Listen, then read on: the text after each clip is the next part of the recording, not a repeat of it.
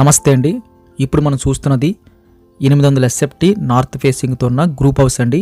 2 BHK. Location వచ్చేది మనకి సుజాత నగర్ వస్తుంది. మెయిన్ రోడ్ నుంచి దాదాపుగా ఒక 200 మీటర్లు ఉంటుంది డిస్టెన్సు. మనకి మెయిన్ డోర్ ముందు కూడా సేఫ్టీగా గ్రిల్స్ అయితే పెట్టేస్తున్నాయి డోర్సు.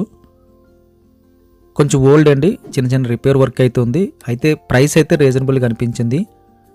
ఓనర్స్ అయితే ఇక్కడ ఉండట్లేదండి, కంప్లీట్గా అయితే హైదరాబాద్లో సెటిల్ అయిపోయారు. ఈ ప్రాపర్టీ డెడ్ క్యాపిటల్ కింద ఉండిపోతుందని చెప్పి అమ్మడం జరుగుతుందండి.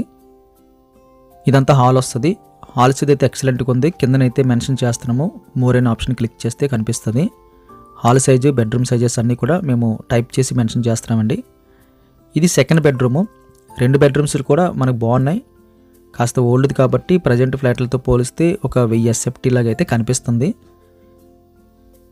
మనం కొన్ని కిటికీలు, కొన్ని దారబంధాలు గట్టా మార్చుకుంటే మనకి ఫ్రెష్ లుక్ వస్తుందండి. కన్స్ట్రక్షన్ క్వాలిటీ బాగుంది. ఇది కామన్ టాయిలెట్ వచ్చింది, ఒకటైతే అటాచ్డ్ వచ్చింది.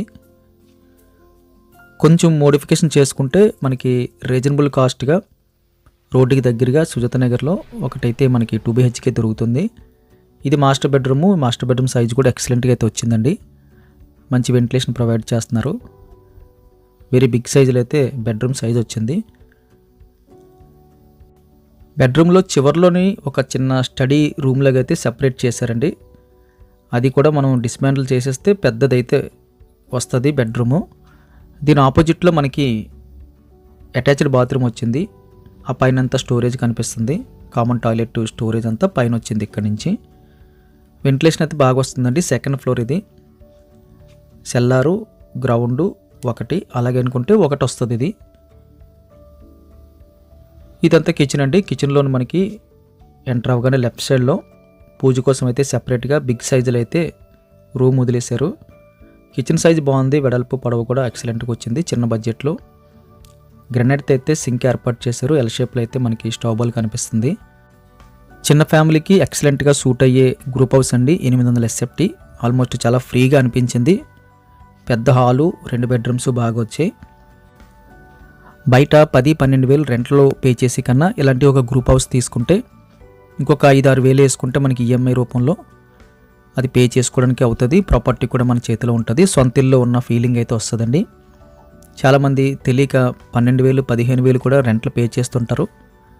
కొద్దిగా డేర్ చేసి అడ్జస్ట్మెంట్ చేసుకొని చిన్న చిన్న గ్రూప్ హౌస్లు అయినా తీసుకుంటే రేపు దానివల్ల చాలా బెనిఫిట్ అనిపిస్తుందండి. మంచి పని చేసాము ఒకప్పుడు అన్న ఫీలింగ్ అయితే వస్తుంది ఫ్యూచర్లో.